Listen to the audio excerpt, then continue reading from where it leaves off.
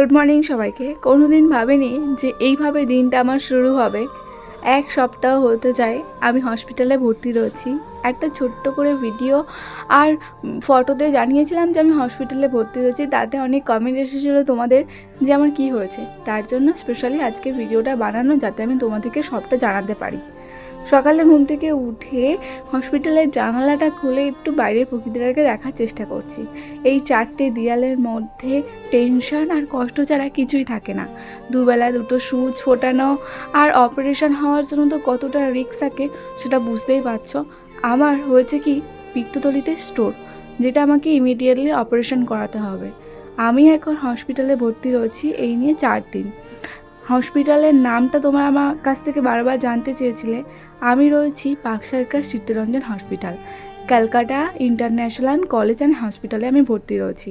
Private হসপিটালে দেখাচ্ছিলাম, যেখানে অনেক টাকা খরচা বলছিল। তাই সব রিপোর্টগুলো বাইরে থেকে করিয়ে নিয়ে আমি এই হসপিটালে ভর্তি হয়েছি, যাতে এই অপারেশনটা একটু ফ্রিতে করানো যায়। তারপরেও অনেক খরচা হয়েছে আমার।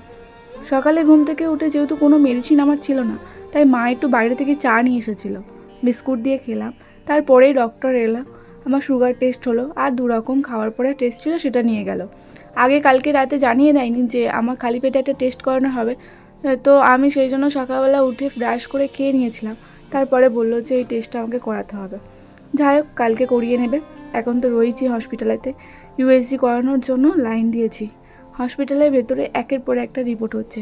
প্রত্যেক দিন 1 সিরিঞ্চি করে 2 সিরিঞ্চি করে রক্ত নিচ্ছে।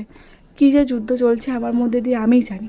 আর এই হসপিটালের খাবার, হেলদি খাবার, যেটা আমরা খেতে পারি না, খুব কষ্ট হলেও সেটাকে হজম করতে হয়। বাইরে থেকে টাকা খরচা করে আমি রিপোর্ট করিয়েও হসপিটালের ভেতরে এসে আমাকে সব রিপোর্টগুলো আবার নতুন করে করাতে হচ্ছে। তাই দুবেলা রক্ত নেওয়া, ইসিজি করা, ইউএসজি করা, এই সব সমস্ত চলছে। তার মধ্যে মেয়ের কথা এত মনে পড়ছে। একটা মায়ের সন্তানকে ছেড়ে থাকাটা যে সব থেকে বেশি যন্ত্রণা, বেশি কষ্টের।